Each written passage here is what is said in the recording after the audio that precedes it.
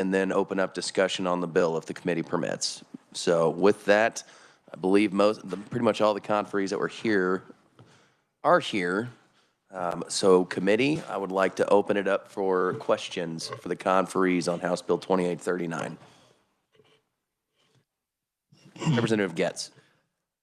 Mr. Chair, I don't know who it's for, but I just have I think it's a great idea. I love that we're tackling the issue of literacy in a very broad way with a lot of the right parties involved. The fiscal note seems to have changed, and I wondered an accurate statement on where that's at, and then a follow-up of then how is that allocated? How is that being used? What is it being used for? So if that's a revisor question or anybody who would like to speak to it, I would welcome those answers. Anybody who wants to respond is welcome to.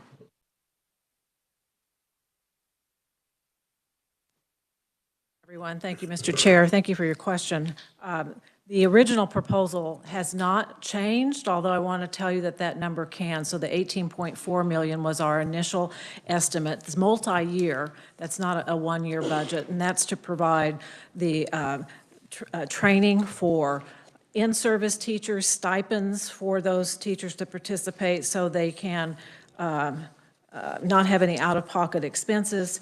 It is to train paraprofessionals. We also looked at paying tuition at the graduate level for teachers who are currently in the classroom. It also funds the Director of Literacy position in that office. There's 6.8 designated for the Centers of Excellence in Reading. That could certainly be changed based on, there was no way that that will be expended in a single fiscal year, so we could consider that. And then another $2 million for those simulation labs that I mentioned. All of that very malleable in terms of getting more precise with specific outcomes that you'd like to see. Very good. Further questions? Representative Hill, then Representative Ruiz. Thank you, Mr. Chair. And thank you for the testimony that everybody's provided. Dr. Lane, yeah, if you'd come back up.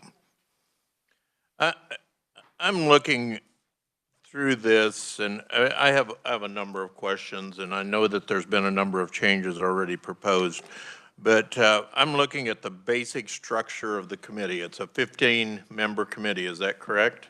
Yes, it is. Mm-hmm. And am I correct in assuming that the idea of this committee is to be a kind of a liaison committee between the Board of Regents and the State Board of Education? It might serve in that function, but the real purpose is an oversight group that would have active eyes on data, develop the strategy, the process, the strategic plan, and deliver results. So we'll make reports to both the Regents and the State Board. They're the guiding ship so that this group has their mind fully on the literacy outcomes. So really I see it as the structure, the folks that will make the decisions about the exact strategies, the exact expenditures, and be accountable to you all for what that is, along with the Regents. So when you say oversight, exactly oversight over what? Oversight of the implementation of the blueprint. So the director will be hired by KBOR and work directly for the president of the board. And the responsibility of that position is to work with the committee to ensure that this plan is implemented and to recommend any adjustments in strategy so we meet those goals. So tell me a little bit about current teacher preparation in the Board of Regents institutions. It's my understanding that when you prepare a teacher, you prepare them for licensure. Is that correct? That's correct. So are there any licensure standards put in place by the State Board of Education? I would ask you to ask the State Board about their specifics, but the universities are then required for licensure and for accreditation to meet those standards. That's true. The difference here, the shift that we're making in higher ed is that in past times, the elements of the science of reading have been taught in different method courses, right? And so the big shift here is adding 2 courses that are performance-based so that pre-service teachers can actually not just demonstrate that they know the elements, but can demonstrate they can do those elements with real children. So we're moving from a theory-based instruction to actual performance-based. And so when you think about those simulation labs, if I may, how those connect, those provide a highly structured environment with a master teacher giving on-the-spot coaching to a developing teacher in this area. So we have in the past been meeting the licensure requirements. The state board accredits each of our colleges of education programs. We're suggesting we can go deeper and do more in partnership and not just waiting to be told what those programs need to look like, but to actually have this committee help us advance more best practice. Forgive me for being a bit skeptical, but I've been hearing performance-based education for right at 35 years now. And apparently, we have not achieved that goal. And I guess I'm skeptical that putting 15 people together, of which there's 1 state board member involved and 14 others, is going to dramatically change, considering all of the other efforts that we've made have not. And so I guess I need to be convinced yet that this blueprint is something super special that we can achieve through licensure requirements, through accreditation requirements that are already in place. And I, 35 years as an active educator, we've tried some things work, some things haven't. So think about those performance classes as applied learning, which happens now in other industries in terms of training, that they actually have to apply their learning and demonstrate their knowledge.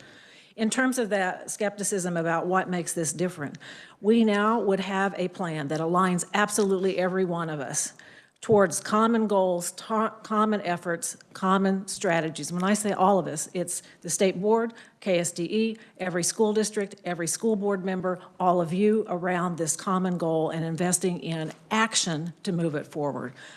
We think that's the big power of this blueprint. Have we been going on our own to do some of these things? Yes. But you can look at the outcomes and say, what can we do better so that we have, as a colleague said, 95% of our children reading effectively when they graduate high school. So that's the purpose. It's really a tool that gets us at the table that has all eyes on in a very urgent matter to move us all forward. Will you indulge me just a little bit more? Okay. As I look through this, I basically see two components. I see the idea of the tests that are going to be, whatever we want to call them, tests that are going to be given to children that are developed primarily by the Board of Regents or the Board of Regents institutions. And then I see micro-credentialing. And there's not really any clarity to what micro-credentialing is, what it implies. It looks very wide open because what I see is wording that says these will be developed by the board. Is that correct? The credentials will be developed by our colleges of education. They're working on those now. A micro-credential is, even outside of the education industry, is a certificate, a verification that you have developed a certain specific skill. Generally, they're issued in short-term training. We're saying that these would be issued to pre-service candidates once they complete their literacy program and these literacy courses. So it really is just a marker that says, I have that skill, so they can become licensed under the state board's requirements, and even more powerful. So when they walk into a school district to be hired, that superintendent and those board members know that that individual has deep knowledge of the structure of literacy and can actually deliver that with children. When you say deep knowledge, how many many hours of training are we talking about? Well, they have their methods courses, and those will continue where they learn about the individual components of that in the methods courses. And then we have added 2 3-hour college credit courses that are those applied performance-based courses where they demonstrate with a master teacher that they can actually do this with live children. So the micro-credentialing will be based on college students in institutions that take an extra 6 hours that they are not currently taking? Is that what it's going to be? not extra. We've required the colleges of education to put that in their 120-hour requirement, to reshape their courses so that the students aren't taking extra. But for a pre-service teacher, that's right. They'll go through their teacher education program prior to doing student teaching. They will have completed these applied learning classes and have to demonstrate their competence to be issued that micro-credential. Then there's the micro-credentialing that we want to offer to teachers who are currently in the classroom and working with the state board avenues for that. So the state board has a credentialing pathway, and we would be able to then provide training for current teachers in the classroom so they too could earn that micro-credential. The goal is to get 100% of our elementary teachers trained, so the micro-credentialing serves as a proxy that this person actually has the skill. I assume a significant portion of the fiscal note is for teachers that are currently in the classroom. Yes, we estimated 3,000 teachers annually with a stipend of $500 each for that process, and then the universities would provide the training at no additional cost there. So that's correct.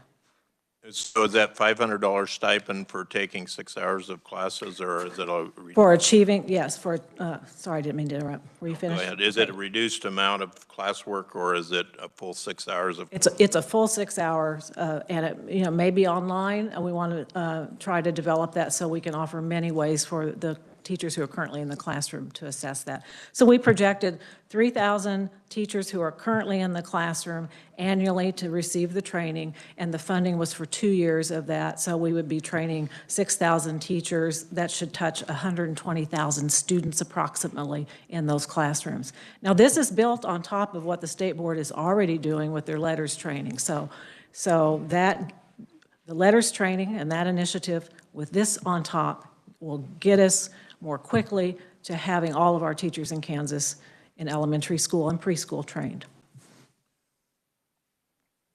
And I'll shut up. Okay.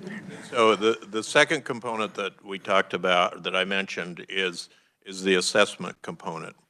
And, currently the State Board of Education and the Department of Education have developed standards, and those standards are dictate what is assessed in the classroom to a certain extent. Am I to understand that there's dissatisfaction amongst the Board of Regents institutions about how the state board is assessing on a daily basis or a weekly basis or a intermittent basis, that they don't feel that the state board is capable of providing adequate standards to accurately assess? I appreciate that. Remind me, Representative Hill, your background? Business? I'm a farmer. Okay, all right. So are people in my family. This is not about standards. That's the state board's purview. It's not about the state assessment. It's not about their interim assessments that they use to see if kids are on track to pass the state assessment. It's not that. It's about the tools you would use to fix your car, fix your tractor, the kinds of things you do. These are tools that teachers use to say, the diagnostic, where is this child in their reading development? Do they have strong phonics or not? Is there a part of phonics that they get, like consonant, vowel, consonant words? They can figure, is there something else that they need? They diagnose, where's the child? They create instructional plans that they do on a regular basis every day with children.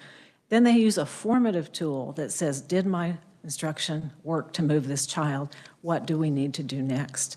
So it isn't about having confidence in what the state board's doing. It's about the universities saying, we want to be a strong partner. And so My anticipation is that the universities won't develop new tools because on the national level, there are high-quality diagnostic tools, high-quality formative tools already there. What we want to make sure is that in our pre-service programs, teachers have high competence in how to use those tools to design instruction for each child. Is that helpful? Thank you for answering my questions, and I was a former state board member, so. State Board That's right. Thank you for reminding me Might of have been that. suspicious of it. Yeah. Thank you very much. Representative Ruiz. And Dr. Lane, would you come back up, please? And based on what I'm reading here, how would ESL and ELL students and teachers fit into this program? Thank you, Representative Reese. Great question. The ESL teachers have to be part of this because ESL and special ed teachers need to have the same competence that every general education teacher has and more. So we are committed to making sure they have this strong foundation. So when they are working from their ESOL expertise or special ed expertise, they understand what every child gets and what that program looks like, how to analyze it, and then they can add strategies on top of that that meet the needs of that child. So it's every child, every teacher is the goal. And they're paraprofessionals because as you all know, oftentimes, paraprofessionals are the ones that are working with children who have greatest need. So we need to make sure they're highly skilled in literacy. So, and if I may, Mr. Chair, the second question is, how are these teachers benchmarked and how are the outcomes measured? In the plan, it calls for a system to be developed so that we can track the progress of teachers and their progression towards the credential, and that we can report to you all, this is how many teachers have earned that credential. They'll be benchmarked through the same process as a general ed teacher through those methods courses and then meeting the standards using the applied assessment that our universities are developing. Did that get to your question? We can always talk later. Thank you, Doctor. Be glad to. Thank you. Representative Younger. Not yet, Dr. Lane. She was trying. So I'm trying to go through everything that I'd written. So talk to me briefly. Why 2030? I have on page 3, line 35. I'm trying to look at it here. Be responsible for the attainment of the transformational goal to have 100% of the Kansas elementary teacher workforce achieve a micro-credential in the science of reading and structured literacy by 2030. And then it goes on, leading to 85% of Kansas fourth graders achieving level 2 or above in English. Why those dates? Yeah. Thank you for that question. And I just want to refresh your memory that we're recommending an amendment to the second half of that, right? Okay. The 2030 timeline was created in partnership with the Commissioner of Education as he and his team went back and analyzed relicensure and the cycle of relicensure for teachers so that we didn't make that timeline too short. We wanted to coordinate for in-service teachers a natural place where they would be getting relicensed. So that was the rationale for 2030. The rationale for 2033 is to give time for the training with our teachers and that education to have impact on the assessment scores. So 3 years later. So really the training is your leading indicator. We get this done, then the lagging indicator is assessment scores. Now we hope that we'll see improvement in between, but that's the rationale. And Okay, thank you. so I believe I heard this money would go towards 3,000 in-service teachers.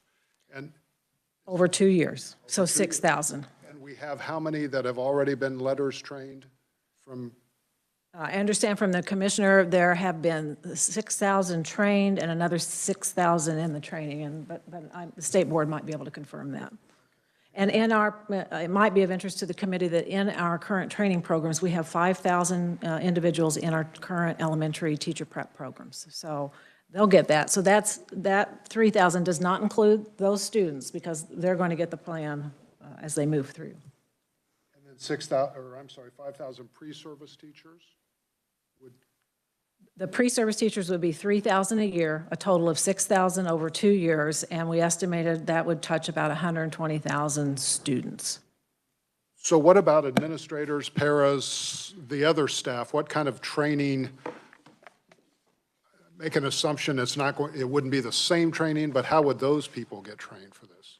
They will also be trained. The advisory committee will set that detail out in their strategic plan, but we know that administrators have to be trained, and so do school board members. We did not designate any additional money because we feel like we can do that within the resources that would be allocated. But they need training. They may not need to know how to administer a phonics lesson, but they need to know how to observe the quality of those lessons.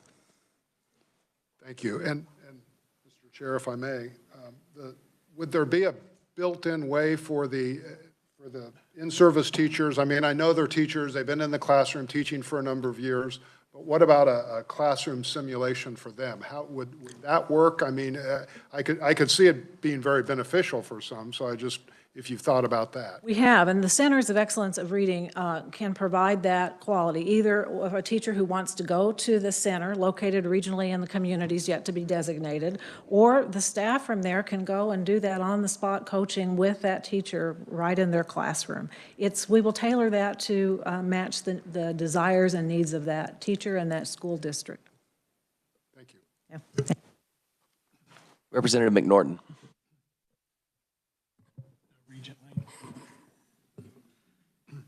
My colleague answered asked part of my question, but so you're comfortable in saying it's going to take us 6 years to get everybody trained. Is that by 2030? I'm confused on that date, why it's going to take so long. We've all agreed this is such an important issue. We realize what we're going to do, but to take 6 years and then 9 years to see the results for $16 million a year. Just seems like a lot. I would not use the word comfortable. That date purely was set up to align with relicensure so that teachers could get their micro-credential. We need to hit the ground running as soon as you say go. That committee needs to get together, we need to have that strategic plan developed, and we need to launch right away. The universities are gearing up, ready to do that. For pre-service, they are poised to put much of this in place in August. But no, I'm not comfortable. We need to go fast, but make sure it's quality. So the date for 100% of teachers was clearly just, I'll say just, but it was purposely aligned around relicensure. But a teacher could receive, and we hope they will, the training much more quickly.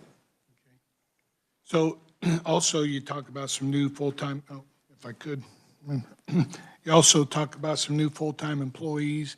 So you don't have anybody now that's guiding this, watching what we're doing now?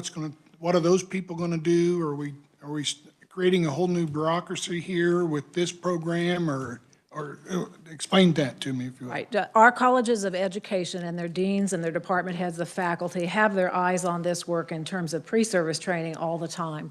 What this gives us is an executive working out of KBOR who has every day on their mind, how do we train teachers better? How do we improve outcomes for kids? That's all they do. That's all they think about. So when we say the Department of Literacy at KBOR, we're talking mean and lean, if I may.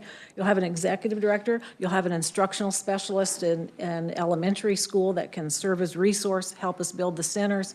They'll work with the faculty at the campuses. We're looking at someone who has expertise in the area of administrator development and what they need to know and that kind of. So we're talking a really small, lean group of people, but their full-time job is literacy, literacy, literacy, and teacher training. Okay. So one more. So right now you're not doing that? I don't want to say you're not, but nobody's focused on what we're doing? Right now, each university is doing that. At KBOR, every one of them, we meet, and I say we, I have been meeting with them on a regular basis. They meet monthly, they give us updates, they're working on that, and their faculty every day is working on that. What we don't have is the counterpart to what the state board has. They have a staff person whose job is literacy. We believe in training teachers. We need a person whose job is literacy training, so it complements that. Okay. Mr. Chair. Thank you very much. Further questions, committee?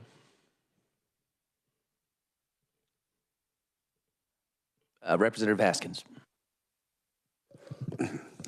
I gave you a little break, a little walk, if a little breather. It's kind. If we can just circle back, because my colleague asks a pretty important question about the amount of time that it would take to get everybody credentialed. With the micro-credentialing, how we've done it at my university is it requires 3 credited transcripted courses, and that's the students will serve approximately 400 to 500 hours for those 3 courses. And it's form of a stackable credential, working its way up to undergraduate degree. Are these courses that the schools are developing for the micro-credentialing, are these established courses? Are they from the square one in the infancy of development? Where are we with developing those credentials? You might recall in my testimony, I talked about our work to reframe the elementary education program, universal program. That started last spring. They finished it in 3 months. Then they started work on their micro-credential and the requirement to offer these 2 applied courses. They were told by the board, you cannot add hours for graduation. So it had to be in the 120. So they've reshaped their current courses and to allow for these 2 applied courses to be inserted into that program, ready to go in August. They're ready to go, and they're going to do that work, excuse me. So the courses are ready to go. They've gone through their school governance. They're going to be transcripted, meaning like they'll be going towards their degree. That's correct. Oh, They work with their faculty, and I know that higher ed, we don't have a reputation of moving very fast, No, but well. they are moving. No, that's actually commendable and surprising, because I immediately went with it would be a year to get through governance, to get it developed, and you're already ready. So that's really is exceptional. So This is urgent. Let me just share. As you all know, I was superintendent of schools for a long period of time, and we were highly invested in balanced literacy, investing in professional development. At that point, I was always concerned about teachers coming out of our university programs. They weren't ready to hit the ground. So we had lag, train, totally vested in that. And it was frustrating that our test scores were not moving. Why were they not moving? Well, now the science is clear. We've got to change course. We've got to use explicit instruction, and so it's urgent. Our kids can't wait, and neither can our teachers. Teachers are frustrated when they don't have the best tools in their hands to do what they need to do. So this plan is move strategically, but move swiftly. That's why we need your help, so we can all be sending that message to do that. And I appreciate that. And just a comment here that as being employed at KSDE and working in education, my biggest concern is that gap between secondary and post-secondary. And what I applaud about this is a great example of us recognizing a need and building a bridge in order for us to all work together to accomplish something that's necessary. And I've always interpreted literacy as lifetime learning. And I find this to be extremely important. And I will admit, I'm a little scared when I see everybody as proponents, including the Board of Regents calls, Kansas Policy Institute, everybody. And it's like, okay, what's going on? But you guys are all proponents, and I think we should just move really quickly on that. Thank you. Let me add one thing. As we work together and implement this plan, the second wave has got to be for our students that are in upper grades that also are not strong in literacy. And so I hope I get an opportunity to come back to you and talk about what we can do there. Very good. Representative Hill. Thank you, Mr. Chairman. I had a couple questions for Board Member Ma.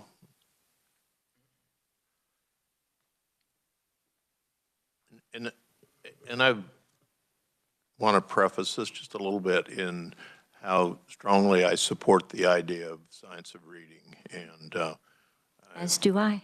I think we're all really in agreement on that. And I just kind of want to ask some questions about how you as board members and as a department drive what is taught in the classroom, drive what is trained in incoming teachers, and then drive what is done in service to continue the education of existing teachers. Well, in the reading area, we've done a ton. I mean, as I noted in my testimony, gosh, was it this bill or one other? We started in 2019 when we adopted the Dyslexia Task Force recommendations, and we're working on all of the ones they gave to us. So in terms of what happens in the classroom, we set the standards for ELA to address reading in particular, and we just updated those to include stronger, more clear direction on teaching the science of reading and structured literacy. So we set the standards. And then we set the assessments to measure how kids are doing on those standards.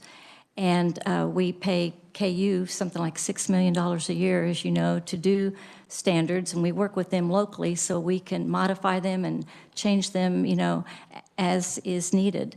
And in terms of reading, we have, in reading and math both, we have formative, interim, and summative assessments. So teachers do have those tools they need every day to measure how kids are doing along the way during the year. They don't have to just wait till the spring to see how things were happening.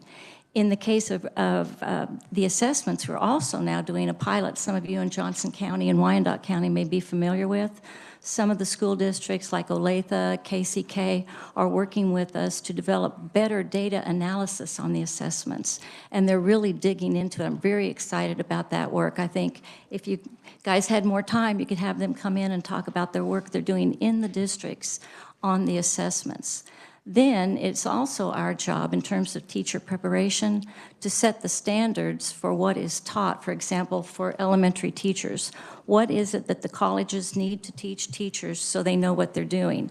And we recently updated those to be more clear about structured literacy and the science of reading. So those teacher preparation standards now will reflect that. And for some time now, we also, as you know, approve the programs. Any institution that wants to be in the teacher preparation business has to come to us, and we have to approve their program. And we won't approve it because for several years after 2019, they really hadn't moved that direction. So we won't approve a program now in elementary ed and SPED and all the ones that need it unless they can demonstrate they're teaching structured literacy to their teacher candidates. So we have our fingers in all of those pies. Oh, thank you. What percentage of children in the state of Kansas, and this is kind of a wild question, but what percentage of them are being taught in a method other than structured literacy right now? Well, I know we're getting ready to do a survey on that, but I don't think we have the data back. In fact, I think, didn't Commissioner Watson say they're about, it's going out April 8th, and then we'll have a better feel for that. But as you know, back in 2021, we started paying for letters training. So we've been working on that for quite a while, and it does take years. I mean, letters training is 200 hours. 200 hours. How many teachers are going to be up for that in their spare time? Particularly if you're not given any time off the job to do it. So that's why we're trying to work on the micro-credentialing and other courses they might take instead of doing that or a combination of things, so. Thank you very much for. You're welcome. Thank you. Further questions, committee? Representative Younger. Dr. Lane, I've got another question for you. I think you had talked about Mississippi and their investment in this program. Mm-hmm. If I recall, the reading specialist, was it one per district that they provided? Do you I understand it's each school. Each school. So is there anything in the budget to provide, you know, these reading specialists throughout the state or anything, or that's not something we can afford right now? There is not. They spend $15 million annually on their instructional coaches. Those coaches report to their Department of Education. So we felt like, as a Board of Regents, that we could encourage that investment, but it's not under our wheelhouse. So, but if you talk to someone from Mississippi, they will tell you the most important thing they did was the instructional coaches that were there every day helping teachers meet the needs of children. And they just decided to add $15 million more for math coaches to do a similar thing. So I think we can learn a lot from them. So would the not having those people available, would the regional centers possibly be a resource for districts? And I'm thinking Western Kansas, you know, there's districts with 200 kids out there, and they just don't have the staff for those specialists. So where would they go for these specialists? Well, the folks at the Centers of Excellence in Reading, and they would be through the universities, and it's not a large number. That's why that regional distribution is important. They would go to the districts at the district's request to work with whomever the district has identified in terms of support. We'd like to encourage someone in every school to be designated to help their teachers every day, but that resource would be present. Mm-hmm. Further questions, committee? Representative McNorton. Thank you, Mr. Chair. Dr. Lane, if you could stay. So my colleague just brought this up again. So tell us again about the 6 regional facilities you want. Is that going to be in an existing, like at a college, a teacher's college, or a college period? Doesn't have to be one of our.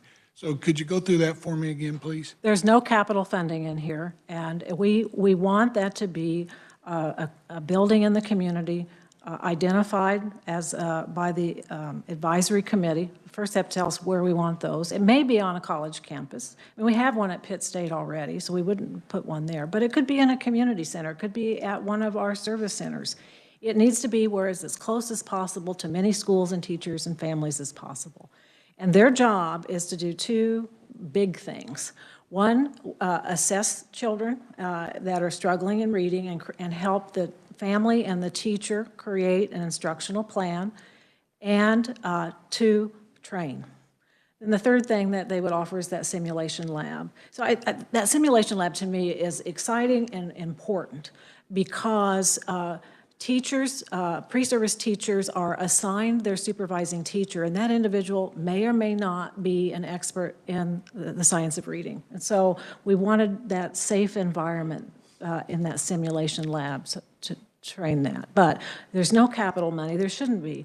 It needs to be in the community, could be at a university or another designated spot. If I may. So in the physical note here, $6.8 million would be established at 6 regional centers. Right. So that's just the establishment, or is that an ongoing cost? It would, well, in the actual blueprint, we indicated that we needed the advisory committee to drill down on what we actually need in terms of sustainability. That's to get them stood up and to start the work over a period of 2 to 3 years. So that is that funding. In terms of that sustainability, we don't know because that model hasn't been clearly developed. We want to do that with the advisory committee. But as I calculated it for the universities, on an annual basis, if we cut that in half, it'd be less than $500,000 a year each for the staff that would be assigned to the reading centers. Okay, thank you. Thank you, Mr. Chair. Yes, sir. Further questions, committee? Representative Getz. Thank you, Mr. Chairman. My question is for Mr. Graham with the KNEA. It's always good to hear from you, so I thought I'd get you off the hot seat over there and bring you up to the front. My question is around your association, just representing the teachers, what their feedback is on this program, the extra training, the extra hours, some of the compensation. Do they feel like it's a fair balance to the extra, or just kind of what their thoughts are? Well, understand we have a wide range of members, right? So we have education support professionals, we have educators, which are also teachers, and we also have higher ed members. So I would say there's different opinions on the bill itself, and we've had a lot of discussions on it, but here's a couple of things I think that'll answer your question. So in terms of the extra training, we're all about the micro-credentialing and stuff like that, but we also don't want to see our teachers have to take out-of-pocket money to pay for that stuff, right? Particularly if it's mandated as part of their responsibilities to keep their licensing. The other thing would be that the stipend on top of that is actually kind of taking care of the time that they're putting into it. Like Member Moss said about how the letters training takes sometimes 2 years. The micro-credentialing can take a lot of time as well. So you've got the fact that we need to make sure that these micro-credentialing courses are, the tuition for them doesn't come out of the pocket of the teachers, but we also would like to see that they get paid for their time, which is what I believe the stipend is supposed to do. The other thing that I would just add on top of this, and please don't ask me a lot of questions because it's not in my lane at the association, but we do have a teaching and learning department over there that really focuses in on this stuff, including the micro-credentialing and the continuing education courses that teachers take. And the important part about that is that I'm losing my train of thought, that the tuition is paid for. But the other thing on top of that is that those micro-credentialing courses can go through a state-accredited institution, and we have those type of programs set up. I can't answer a lot of questions about those programs, but I know that those programs are in place for the continuing learning for things like this micro-credentialing. Does that make sense? Or did I just take you all over the place? No, it made sense. I appreciate the feedback. It sounds like you got to testify as a proponent, so the group consensus must have been strong enough for you to be a proponent. What were some of the internal, like the getting the training paid for, the stipend? Was that some of the, until that was arranged, you couldn't, like you would have been neutral? Well, so yes. I think we would be very hard-pressed to support something that would have mandated that teachers get more licensing than what they already have, more education than what they already have, and then it had to come out of their pockets because they're a group of professionals that need a pay raise as it is, right? So that was something that was bad. The other thing that was very important to us is that for the first time in a long time, we've been asked to be part of the process, right? And that's important. And that was a big part of us saying that, hey, there are things in this bill that we have members that probably aren't very comfortable with things in this bill, but the fact that we're at the table, we have a voice in shaping this process as we go on. And again, we have a 40,000 person workforce in the state of Kansas, and we represent over half of those. So we feel like it's important that we're at the table. So that's another factor in our support of this bill. Yeah, I appreciate that feedback. I had one more question, but I think it's kind of gone away for a second, but maybe I'll remember it. That happens to me too, yeah. It was around the science of reading and the letters. Positive feedback from your associate? Absolutely. They're liking it. They're wanting to make this shift. Yes. But just the compensation for the time and the effort and the credentialing is really hey, let's make sure that's in place, but we're all for this. Yes. Okay. We're very supportive of that portion. Okay. Thank you very much, sir. Committee, further questions? Very good. Seeing none, we will end the hearing on House Bill 2839. We have a little bit of business to attend to before we get to business. You all should have gotten minutes emailed to you twice, both from February and then the second email dating all the way up through yesterday, I believe, right? Diane? Yeah. So, Representative Ruiz. Thank you, Mr. Chairman. Mr. Chairman, I move the slate of minutes as presented to the committee. Got a second from Representative Estes. Those in favor? Say aye. Those opposed? Very good. All right. So, committee, here's where we are. This is the last day we're going to meet, and so if it is the will of the committee to work House Bill 2839, let me preface that by saying a lot of the amendments that were requested by several of the groups that we heard the other day, we have them. We will bring them. So if it is the will of the committee to go ahead and work this bill, since it is our last day, then I would definitely entertain a motion to suspend the rules and work the bill, if it is the will of the committee. So moved by Representative Schreiber, seconded by Representative Estes. This requires a 2/3 votes of the committee, just so you know. So with that, those in favor of suspending the rules and working House Bill 2839, say aye. Aye. Those opposed? No. It's the opinion of the chair that the ayes have it. Motion carries. So with that, let's begin discussion on House Bill 2839. And we have amendments. We can just start at the top, Jason, if you'd like. Starting at the bottom would have been a little awkward.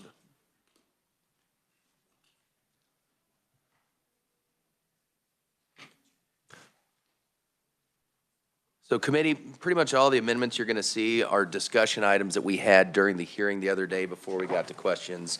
And so we took into account a lot of the feedback we got from the folks involved in this.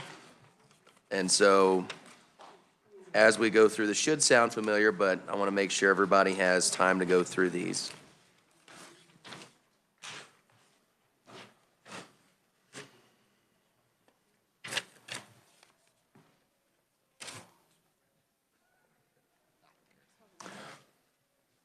I believe this first amendment is clarifying the roles of KBOR and KS, or the Kansas Board of Education. Yeah, and Jason, if you'd like to explain, sir.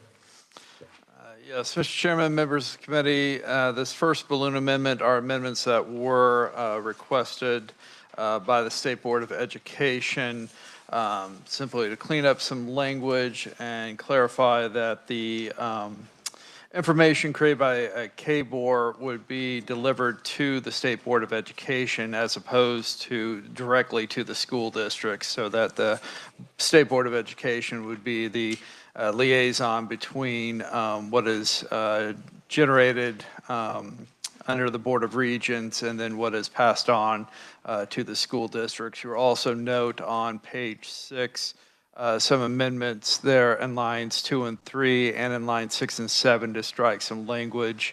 Again, going along with the policy of using the State Board of Education as the conduit with which to pass along these assessments. Very good. So basically, committee, this just maintains the state board as a liaison directly from KBOR to the school districts. All right, discussion on the amendment. Representative Ruiz. Thank you, Mr. Chairman. I move the amendment as presented. Good. I have a second from Representative Estes. Any further discussion? Those in favor of the amendment, say aye. Aye. Those opposed? Very good. Amendment passes. The next amendment committee, this is on behalf of the Independent Colleges Association. They discussing KBOR's relationship with the independent colleges, and I'll let Jason explain that one once he's getting passed out.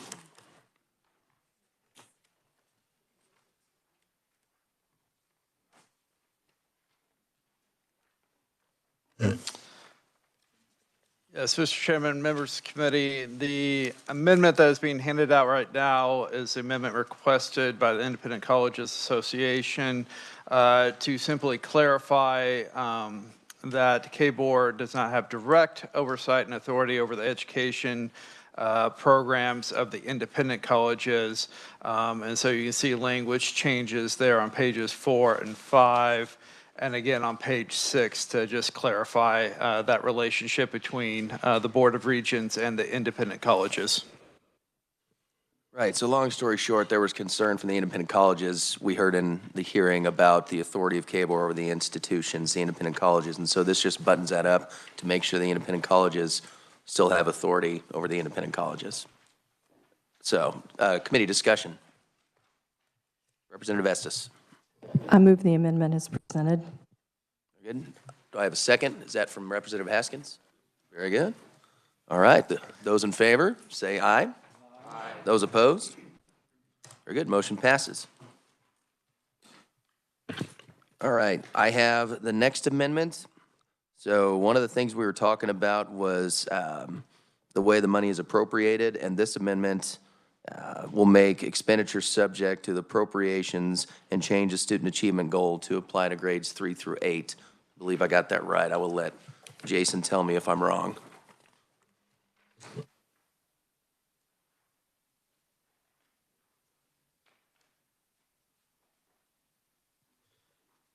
Mr. Chairman, members of the committee, these are the amendments that were proposed by the Board of Regents in their testimony.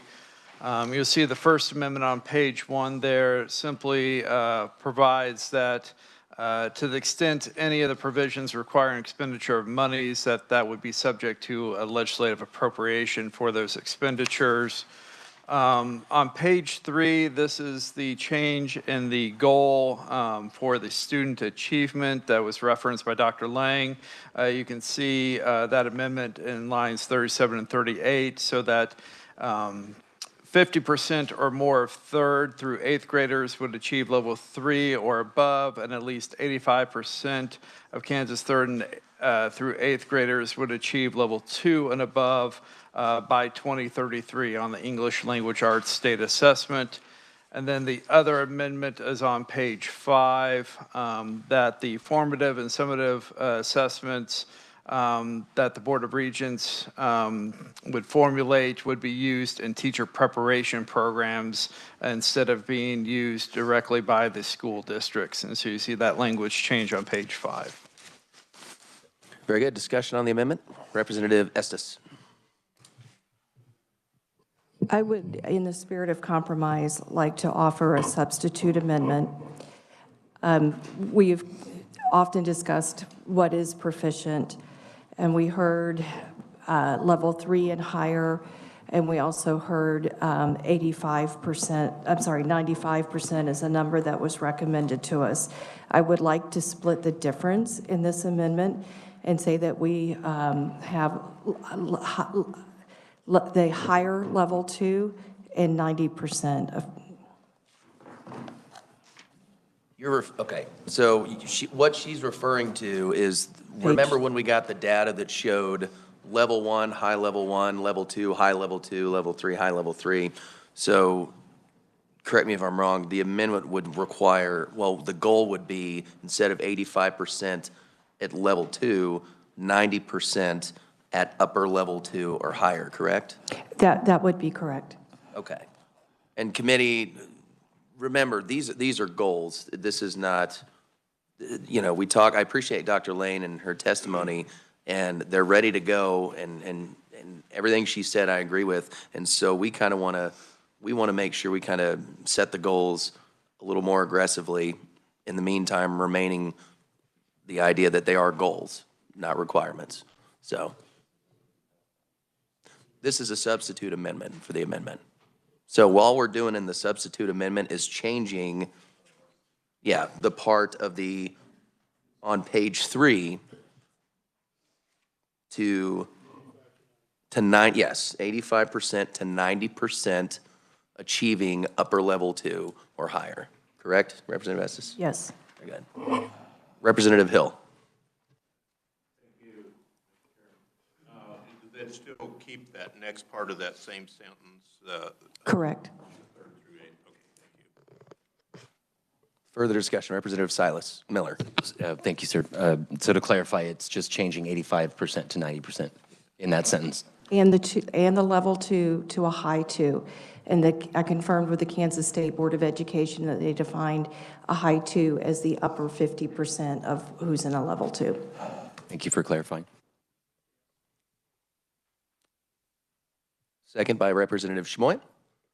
Very good. Further discussion on the amendment? Representative Miller.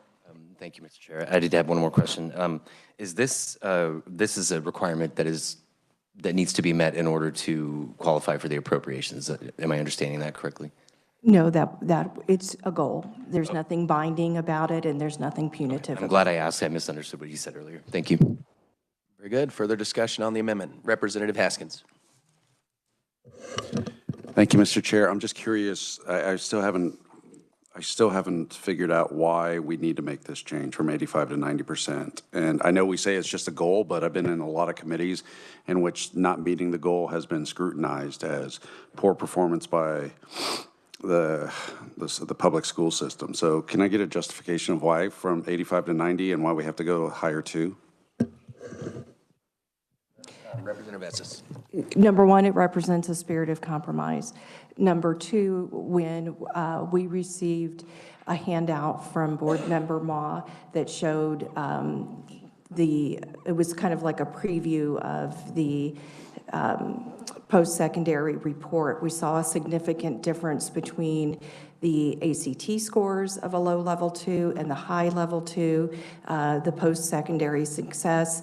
And I think that level 2, the higher level 2 is a much better representation of where we're trying to go. And I think to piggyback on that, you know, we're told some folks believe that level 2 is proficient, some believe that it's not. When we see the data where a solid number of those are in that upper level 2, when she talks about the spirit of compromise, I believe that's the representative's idea here, is to say, you know what, we don't always agree that level 2 is proficient, but oftentimes we're told, yes, we believe it is. And so in that essence, we want to recognize that those upper level 2s, we want them to be part of the goal, and we want to make sure that that goal is 90%. Further discussion? All right, with that, you may close on your amendment. I close. Representative McNorton? So are we voting on Representative Estes? Correct. Okay. There's a substitute motion on the amendment is what we're voting on, and then we'll be back on the amendment. All right. Okay, representative is closed. Those in favor of the amendment, say aye. Aye. Those opposed? Very good. The opinion of the chair is the ayes have it. The motion passes. We're back on the amendment. Further discussion on the amendment? All right. Representative McNorton. Thank you, Mr. Chair. So I just have another question here, because I believe this, the state board had their goal being 75% reaching level 3, and we're saying here 50% at level 3. I believe those should be the same if we're talking goals, that if the state board has 75%, then we should have the same goal in this also.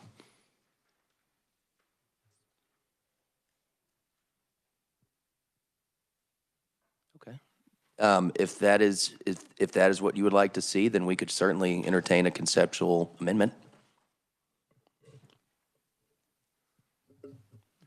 Mr. Chair. I was looking at Susan. Oh, anyways. Yes, I would like to conceptual amendment to make that 75% or more of third graders achieving level 3 or above.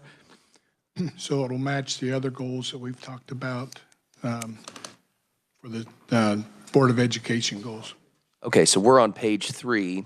I'm sorry, yes. That's all right. We're going back to the amendment we just passed. So you're looking at page 3 where it says 50% or more of third through eighth graders achieving level 3 or above at least. Is that what you're referring to? Sir. And you are making a conceptual motion to change that 50% on page 3 of the last amendment we passed to 75%, correct? Yes, sir. All right. Is everybody with us where we are? Okay, that's all right. So the last amendment we just passed that had to do with, right, and then we passed the amendment. No. No, we haven't. Oh, my apologies. That's right. So we're still on the amendment. My fault. I forgot. So you can amend the amendment by a substitute motion of changing that 50 to 75%. Yes. Did I do that wrong? Okay. Okay. So to be clear, we need a second on the motion first. Representative Potter seconds. Okay. So let's go back and make sure everybody's on the same page, okay? So the original bill language said 85% would achieve level 2 or above. We changed that to 90% at upper level 2 or above, and now the part in the amendment that says 50% or more of third through eighth graders achieving level 3 and above, the motion is to change that to 75% on page 3. Does that help clarify where we are? Okay, Representative Haskins, discussion. Thank you, Mr. Chair, and thank you for clearing that up. We've done a lot over the last few days, and we have an expert here, and I would like to just, can we get some more information from the Department of Ed, the school board on this 75% number, because I'm having a hard time. Can we call on Ann? Yeah, she can get up here briefly, that's fine. Thank you, sir. Welcome back. Thank you so much. One thing you guys have never asked is, where did the 75% come from? So maybe it would be helpful to know.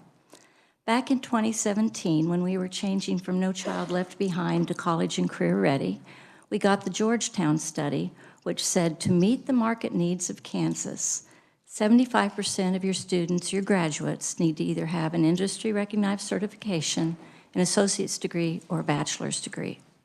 Well, our renewal was coming up with the feds, and we said, let's have an aspirational goal of the Georgetown number. Let's say 75% of our students need to be 3s or 4s. That was 2017. In 2018, we got the West Ed study that said, great goal. To do that, you need to put $2 billion more a year in to get there. What we got was $500 million, which West Ed described as a non-compensatory amount, no progress toward goals. But we didn't change our goal. Just keep in mind, we could change that goal at any time. In fact, I'd almost recommend to the board that we do, because now in 2024, we have a lot more information about who is helping us meet those market needs. And now we know, as was stated, the upper half of level 2 and even the bottom half of level 2 are helping us meet the market needs. So now we know we don't need 75%. That number really ought to be a lot lower. In fact, I think the Board of Education ought to consider lowering it based on the data. So that's where the number came from, and maybe that's helpful to your consideration. Thank you. Representative McNorton. Thank you, Mr. Chair. So if we're going to have 90% as our goal of upper level 2, or 90% of upper level or 2 or higher, 75% of level 3 or higher, I didn't think that was won't be both. I think if we have 90% of them reaching upper level 2, it's going to be more than 50% of those are going to be level 3 or 4, right? Well, we didn't. I mean, this is a goal that we need to set, something that we have to strive to achieve, not make it easy to achieve. Well, like I said in my testimony, I'm not sure why the Board of Regents wants to set a K-12 reading goal, okay? But you do, and you know, this bill, as I said, is only fixing a part of the problem. So I'm not sure you can put a K-12 reading goal in this bill and say, this bill got you there, because there are dozens of things that impact how well kids read. So, you know, what you said in here, it's all aspirational, I'd say, very aspirational. So we're working every day to get every kid we can as high as we can. That's our goal today. Right now, your goal for the state board is 75% at 3 or 4. Yeah, I think by 2030. Okay, so Right. Like I said, it should be the same, is what I'm saying. We should have the same goal for both. Well, I think it depends on, you have to understand what it was based on. That was based on post-secondary goals, not reading Right now, goals. your goal is 75% Yes. at 3 or 4. Yes, for federal Okay, purposes. thank you. You're welcome. Thank you, Very good. Mr. Thank Chair. you. Representative Haskins. And before you go away, I just want to help clarify this. The 75%, is that goal for, as we have it now, 3rd through 8th graders? I think it's, Just, you know, 3 to 4 is K-12. So we're trying to get every kid there best we can. thank you very much. Representative Featherston. Where are we now? We're not there. We're not there for sure. And we could give you, I think, didn't we John left, but I think we gave you guys a chart that showed where we are. So we have a ways to go. Again, it's a goal. Yeah. It's a goal. It's a good aspirational goal. Good aspiration, a lot of perspiration. I got you. All right, further discussion on the substitute motion on the amendment. Seeing none, you may close on your motion. I close on my motion.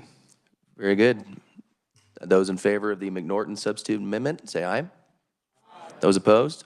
No. All right, motion carries. We are back on the amendment. Representative Estes.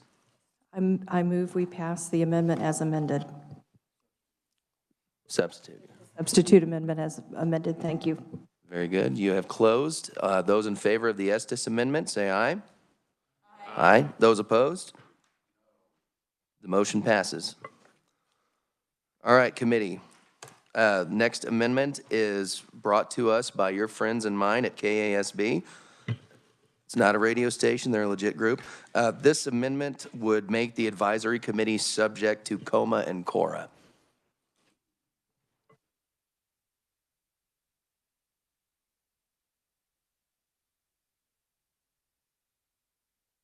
With that, I will turn to Jason Long. Mr. Chairman, members of the committee, this amendment appears on page 4 of the bill and would simply have the Literacy Advisory Committee be subject to the Open Records and Open Meetings Act provisions under state law. It also requires the committee to publish their meeting agenda and any available meeting documents online prior to each scheduled meeting of the committee. Very good. I have a second from Representative Schmoy. I'll give you all a minute to look it over and then discussion on the amendment.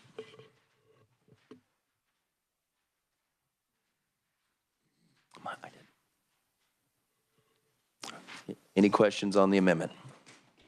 Representative Estes. I move we adopt the amendment as presented. Very good. Second from Representative Haskins. Those in favor of the amendment, say aye. Aye. Those opposed? Motion passes. All right. I've got a couple more, folks, I promise. I have one more amendment. This amendment would prohibit the continued use of the 3 queuing methodology, basically.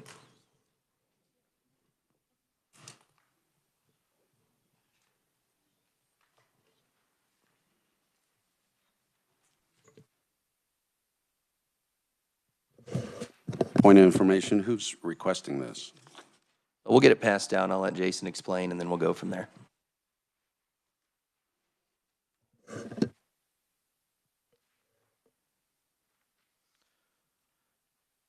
Mr. Chairman, members of the committee, this amendment appears on page 6 of the bill, and beginning in school year 25-26, no school district would be allowed to use textbooks or instructional materials that use the 3 queuing system model of reading, any visual memory as a primary basis for teaching word recognition, or the meaning, structure, and syntax, commonly known as MVS model for reading. All right, committee discussion on the amendment. Representative Riley. Thank you, Mr. Chair. I don't know that I can go along with this amendment. Being a special education teacher and working with sight words with kids, that sometimes that's what it takes. Doesn't work for everyone. So taking that out of my toolbox, I don't know whether I agree with that. Thank you. Thank you, Mr. Chair. I'm in total agreement with Representative Riley. I think that anything we're limiting what our professional reading teachers and so on have access to. And I think our teachers are going to use the best instruments possible to get the best results possible for their students. So I would be probably objectionable to this particular amendment. Representative Featherston. Thank you, Mr. Chair. Although I personally hate 3 queuing, as I had to do it with one of my children, I agree. This may be a useful tool for special education. I don't think this is in our wheelhouse to be making that blanket forbidden. I also have some concerns, like, are we going to be able to have new curriculum to replace all this right away? What's the financial burden on schools? I feel like we should trust our special education professionals to do their job. Representative Haskins. Thank you, Mr. Chair. Just a follow-up to my original question. Who's requesting this amendment? So is this, the bill is requested by that. The amendments, all the other ones have been with the title of. This was Stephen Green. Or no, I'm sorry, different one. Go ahead. I don't know where it came from. I think it was language in the Senate, and I don't know where it came from, but I do have a substitute that you might like better. Fire away. Yes, please. Because having taught elementary school, I agree that sometimes 3Qing is important. Remediation and special education. I'm sorry, I'm getting such an echo from my microphone. So my substitute motion is by July 1st, 2025, each public school shall prohibit using any textbooks or instructional materials that employ the 3Qing system model of reading, visual memory as the primary basis for teaching word recognition, or the 3Qing system model of reading based on meaning, structure, and syntax, and visual, which is also known as the MSV, are used in the reading instruction. I think this is not, oh, I'm sorry. This does include the word primary model. So I withdraw my substitute amendment because I did not skim that fast enough. I think what they're trying to say is they don't want to eliminate 3Qing, but they don't want it to be the primary method of teaching reading that has been used. So if you see where it says B, it says the primary basis. So it's not eliminating it, but basically we're not going to say that is the main way, because obviously we're all here because we believe that the science of reading is the way that we should be teaching reading. And to follow up on that, yeah, this is not prohibiting it. It's saying is the primary basis. So thank you for that. Representative Miller. I guess just to clarify with our revisor, having a primary basis in B there, does that apply to the entire amendment, or does it apply to line B there? Mr. Chairman, members of the committee, the primary basis terminology only applies in that subsection B. The amendment as written would prohibit A, B, or C from being utilized by school districts starting July 1st, 2025. It would prohibit the 3Qing system model of reading. Thank you, sir. So I would, maybe we could have Representative Estes open back up her conceptual amendment? Or would be open to adding primary basis maybe on the first line instead of on line B? I would be very happy to move as the primary basis after the word utilize with number 4. In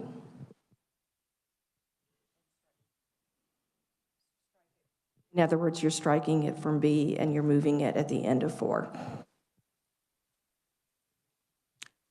Very good. Representative Haskins. I do appreciate my colleagues' attempt to polish this up a little bit so it looks better, but honestly, I know several people who do not like algebra and have struggled with mathematics, and I would hate for the state to come down and say, you know what, let's stop teaching algebra to make everybody else do better at math. We are way over our skis. We should not be putting into law that will last for years any type of curriculum. We should trust the experts, trust the teachers, and that's why we have this bill, is to have a board and to have a blueprint for literacy, and this is just an overreach. Thank you. In further discussion, Representative Younger. Thank you, Mr. Chair. I'm frustrated too, because we started with a bill that I think needed to be improved, but now we've become assessment experts and instructional experts, and that's just very frustrating me that the last day that we're meeting, that we're working this. So I'm just very frustrated. Thank you. Further discussion on the amendment.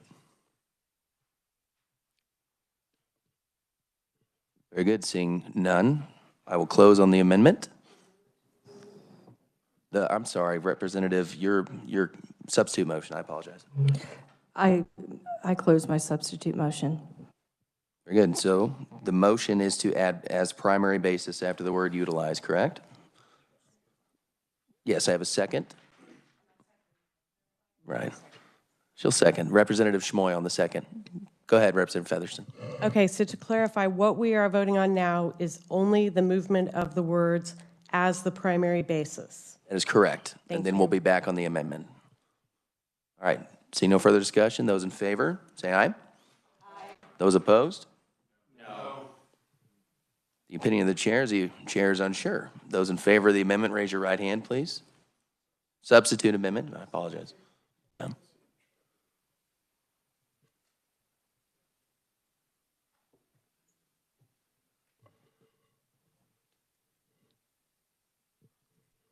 right. Those opposed, same sign, right hand.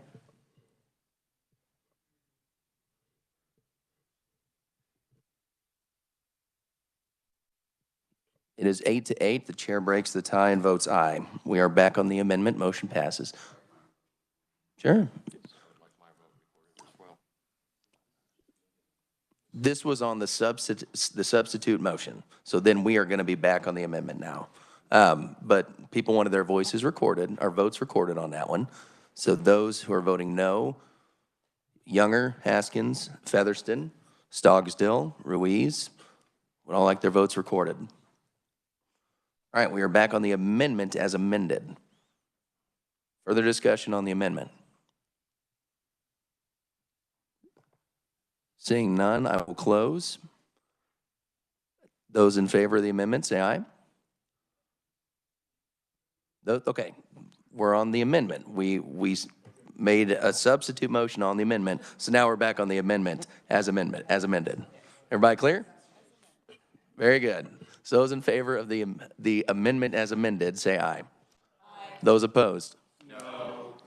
I believe the noes have it. Division has been called. Those in favor of the amendment, raise your right hand.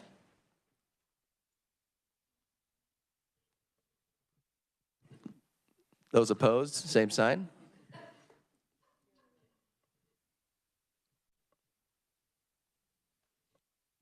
I have 11-5. The amendment fails.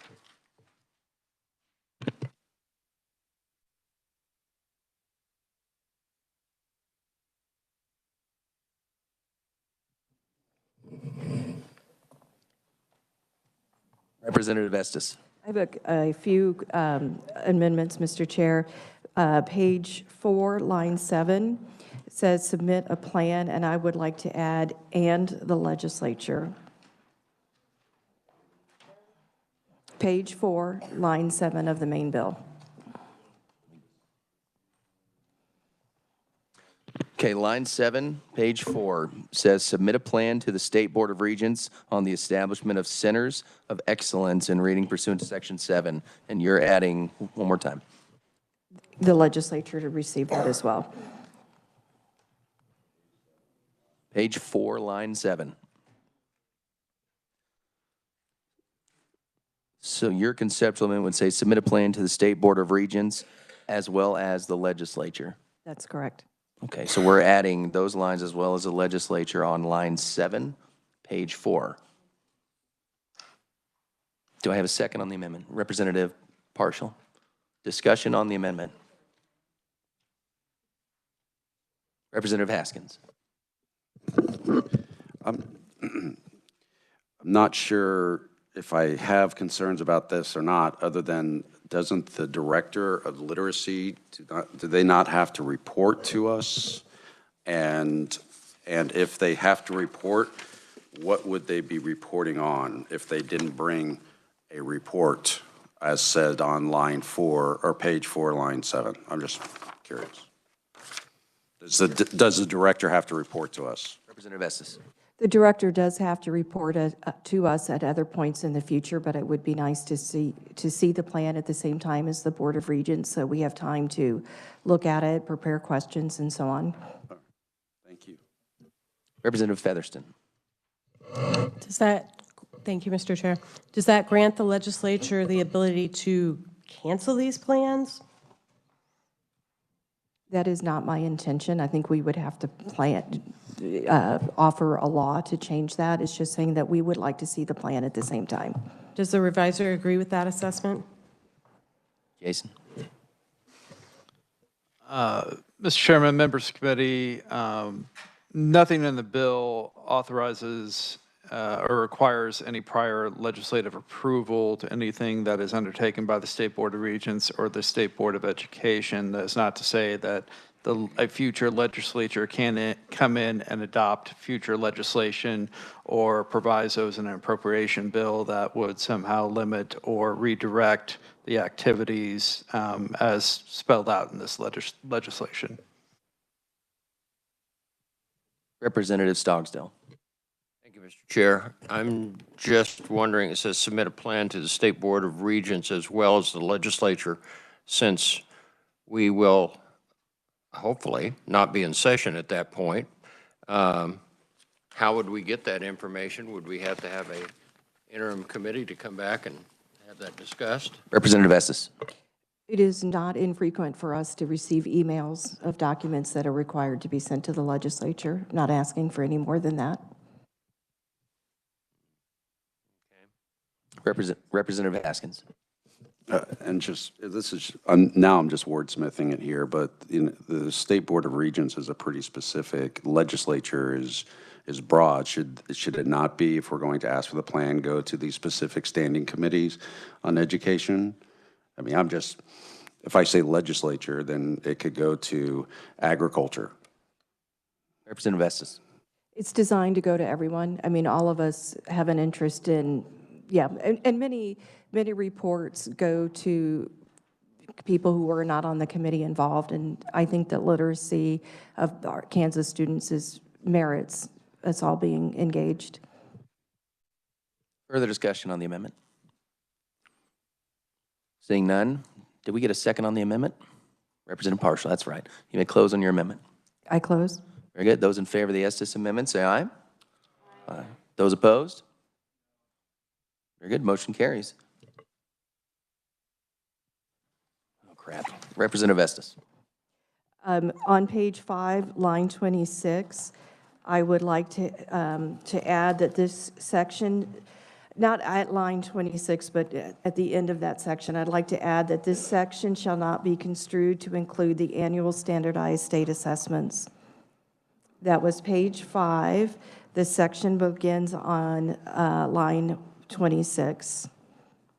And that's the section that deals with assessments, and there was great confusion in conversation about exactly what assessments, and you will see that it does say comprehensive reading and literacy assessments and universal screeners and so on. It is defined, but yet some people were confused, so I just wanted to add that language to make sure that there would be no confusion moving forward, that whether or not this was ever intended to include the annual state assessments. So if you will state that one more time, and I'll remind the committee, we are on page 5, section B1, line 26 is where that starts, and at the end of that section, you're going to add, say that, and go ahead and state that one more time, please. This section shall not be construed to include the annual standardized state assessment.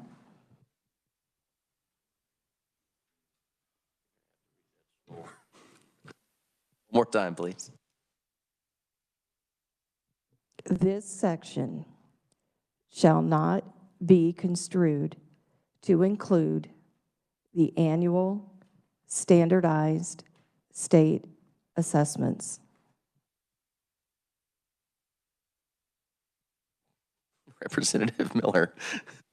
Thank you. Is that referring to all of section 4A, B, or is it just section 4B1 that it's pertaining to? Thank you for the question. 4B1. Thank you. Representative Hill.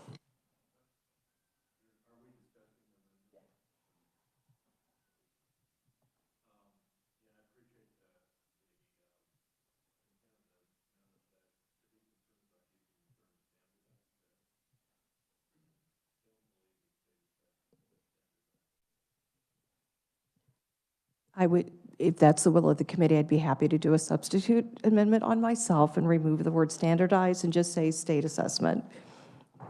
And let me just go ahead and say so moved. All right. Is that good with the original second, Representative Partial? All right, we're good. Further discussion, Representative Featherston.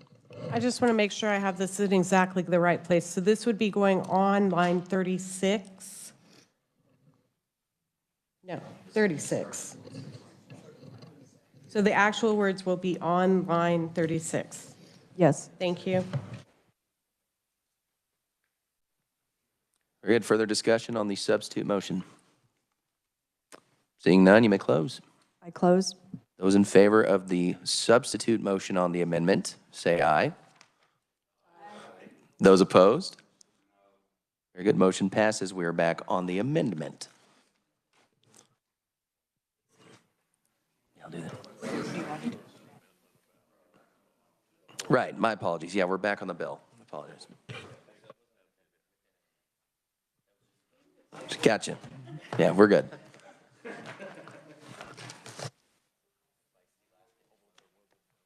Okay. I have one more conceptual amendment, and then we should be about done with this, folks, so bear with me.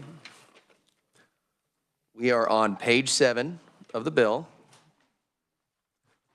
section 7, line 23. So page 7 of the bill, section 7, where it says the Literacy Advisory Committee shall develop a plan to establish 6 regional centers of excellence.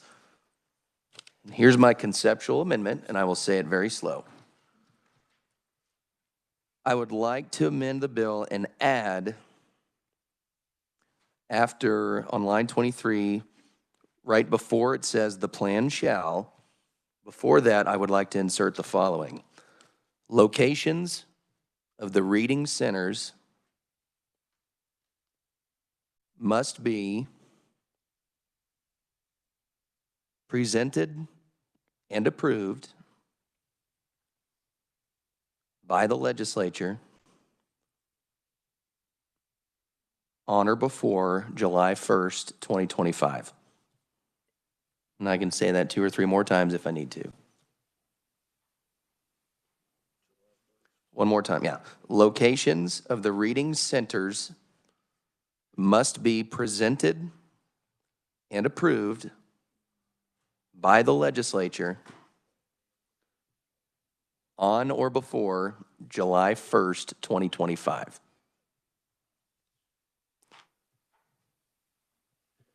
Point of order, Mr. Chair. Fire away, sir. These conceptual amendments that are continuing seem to be something that should be vetted by the appropriate reviser. We are now making decisions on where these locations should be cited and placed, and we're just writing this down. We should have a little bit more formality, in my opinion, on this, and I would make a motion to table this bill until we have all of our amendments in order. Very good. You've heard the motion, seconded by Representative Riley.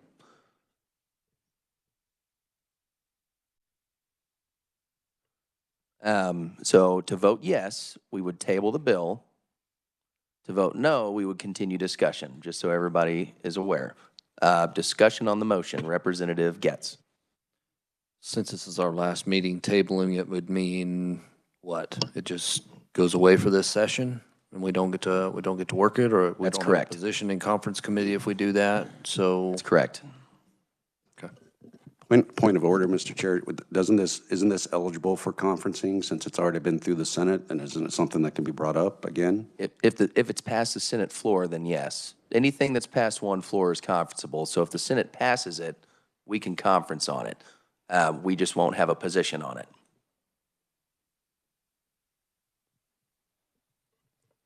Would we? Representative Schreiber. Thank you, Mr. Chair. I'm not in favor of tabling this bill. I think it's an important step to increasing our reading achievements in K-12. This is the first time that I can recall, and I've been involved with this issue for a very long time on a personal level, and to get KBOR and the State Board of Education on the same page, I'm not willing to let this thing go and have it tabled, so I will be voting no on the motion. Well, I think to follow that up with, all the amendments brought today have been discussed with with certain stakeholders that had amendments to the bill. This wasn't just us pulling them out of the air. So, like, this amendment specifically was brought to us by the community colleges. The problem we had was time. We didn't have time to draft it. So that's why this is a conceptual one, just for the record. Representative Riley. Thank you, Mr. Chair. You know, I agree with Representative Haskins. I don't think this is ready to go yet. It sounds like some of the people are, the Board of Education, the colleges are already starting to work on this. I don't know that we need the formality of getting this bill going to get it going. I think we would either talk about an interim committee to finish this out or actually moving to next year. So I'm going to be in favor of this tabling. Thank you. I believe Representative Ruiz and then Representative Featherston and then Representative Haskins. Thank you, Mr. Chair. I'd like to make a substitute motion that the bill be passed out favorably and that future amendments be brought to the bill on the floor. You heard the second. Discussion on the motion. He's making a substitute motion. Yeah. Jason.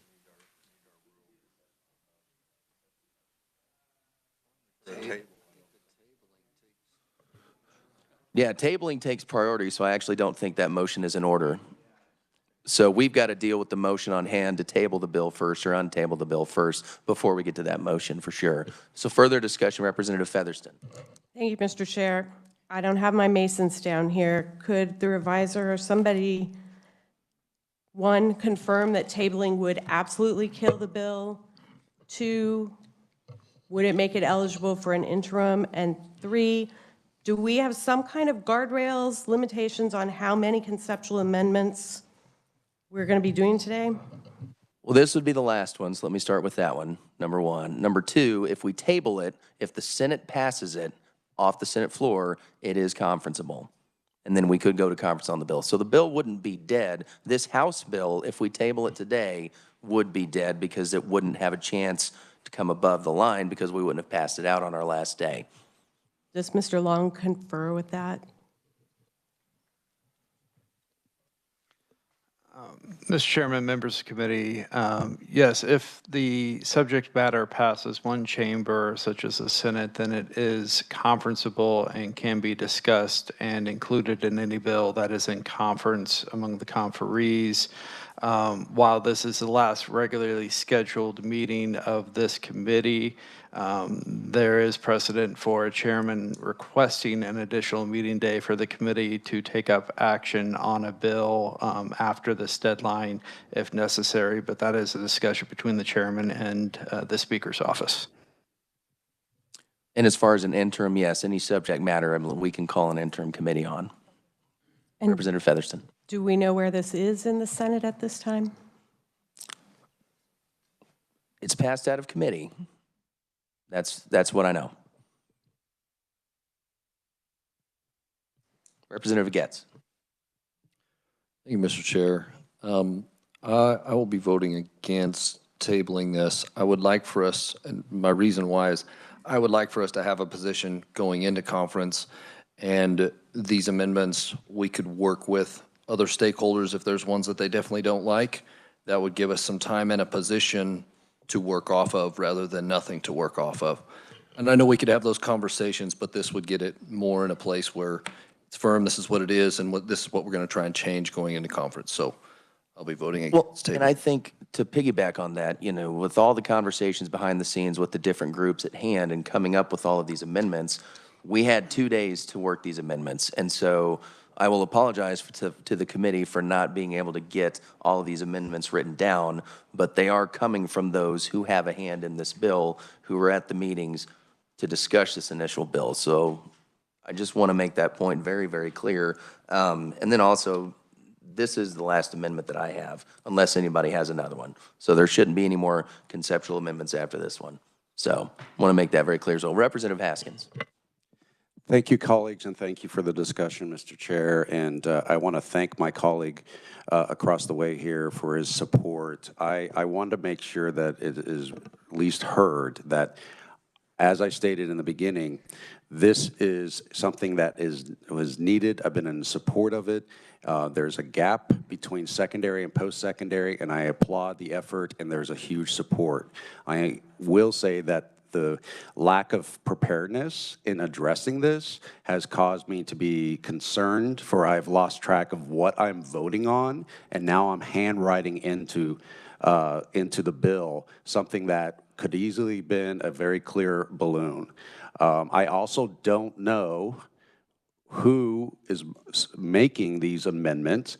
As been stated, I have not been in the room or had a discussion with community colleges on this, and these amendments just keep coming. So on the condition that we consider my colleague's substitute motion, I will withdraw my motion to table if we can move this favorably out as is and do the amendments on the floor. Well, you kind of answered your own question when you said you weren't sure where it came from, but you weren't in the meeting with the community colleges, because this was an amendment we talked to them about. As I already stated, every amendment that we've brought, I've told you where it came from and who brought it to me, just for the record. So, Representative Younger. Sorry, I made a motion to withdraw. I want to make sure that the table, I made a motion to withdraw my motion.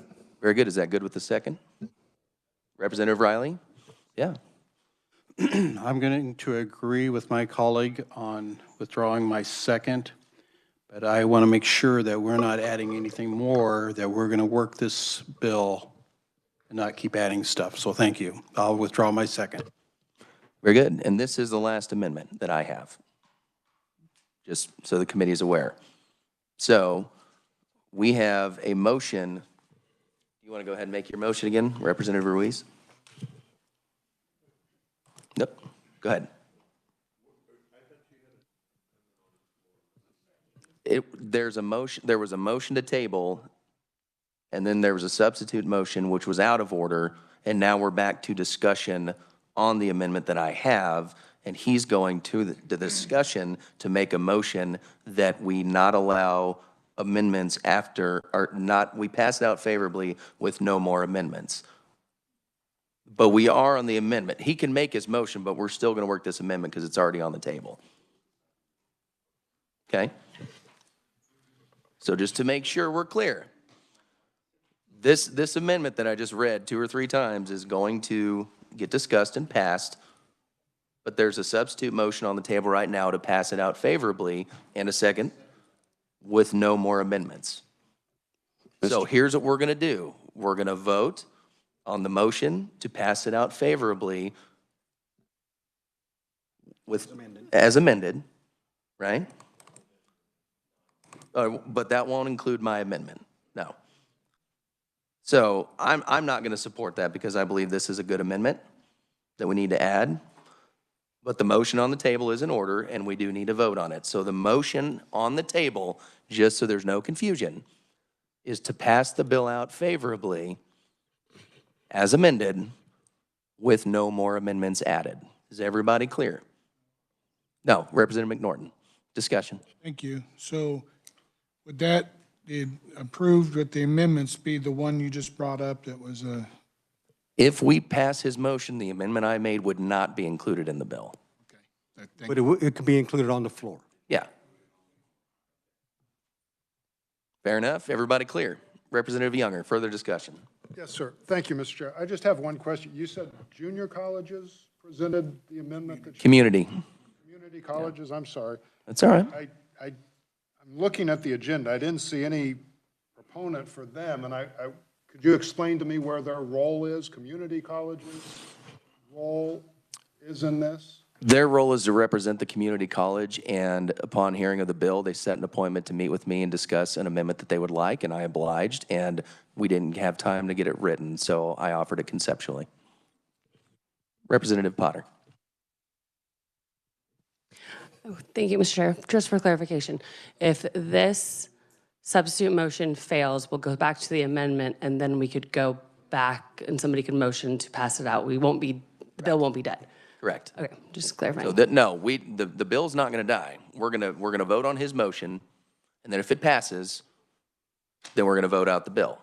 If it fails, then I'll go back to my amendment, and then we'll vote on that, and then we can pass it out favorably after that.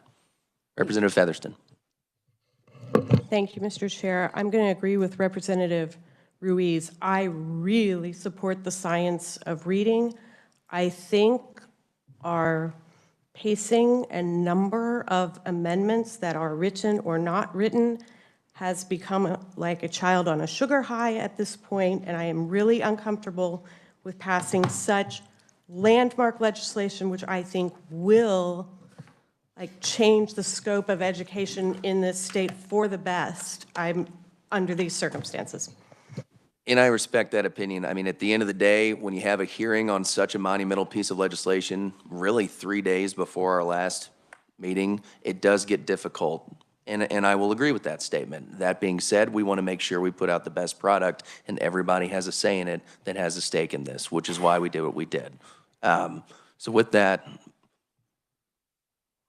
Representative Younger. Thank you, Mr. Chair. I'm sorry, I continue to belabor this, and I understand as the chair, you have a certain role and responsibility to talk to outside groups, but again, for many of us, it's frustrating when we're trying to pass this legislation, trying to get this through this committee, and as Representative Schreiber said, how important it is and monumental it can be, and we don't have all the information until, the last hour of the day and trying to do this, and I just don't think it's right. Oh, I don't disagree with that. I wish we'd have gotten the bill a long time ago. So I agree. Representative Estes. I understand how you're feeling. We got this bill very, very, very, very late. And many people, often we are asked when we offer amendments, did you talk to the stakeholders? So the chair and I have been over backwards to talk to stakeholders and try to bring forward their amendments. I understand the timeline has been frustrating to all of us, but even one of those meetings was 10 minutes before we walked in here. And I think we're all just trying our best because I think we all value literacy for our children. I think honestly, at the end of the day, it would have been real easy to say there's an $18 million fiscal note, we're not interested and we don't want to work it and we don't want to hear it. But we chose a different route and I understand the frustration. But we didn't have to work or hear this bill, but I decided it was important enough to, along with my vice chair. So Representative Riley. Thank you, Mr. Chair. I know that you want to get this pushed on through, and so I'm going to agree with the current motion that's on the table here that we pass this all out, and so we can have a discussion on this on the floor and have amendments on the floor and sort this all out. So I'm going to be in favor of this. Thank you.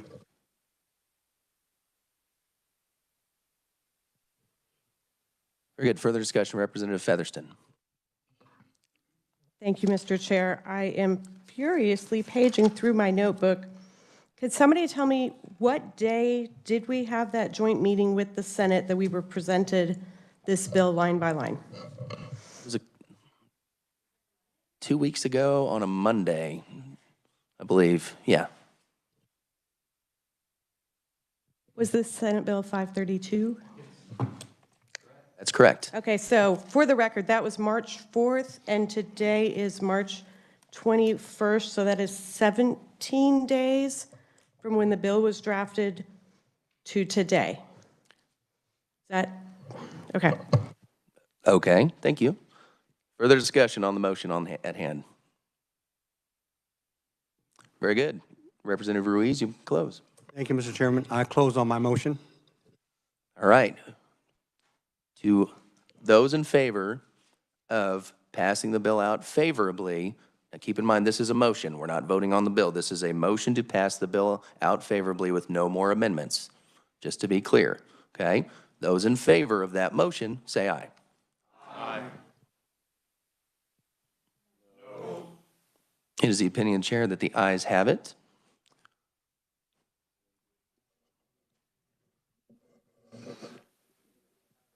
That passes. Okay. So division has been called. Those in favor of passing out House Bill 2839 as amended, please raise your right hand.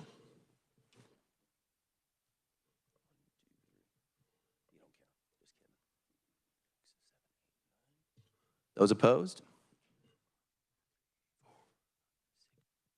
Vote is 9-7. The bill is passed out favorably. Very good. Committee, it is 3:15. Well, hold on, don't go anywhere yet. We heard Senate Bill 438 a couple of days ago, Wednesday, I believe. And we had one proponent, no opponents. It was the Board of Regents. Jason, if you have that bill handy, can you give us a quick rundown of that one?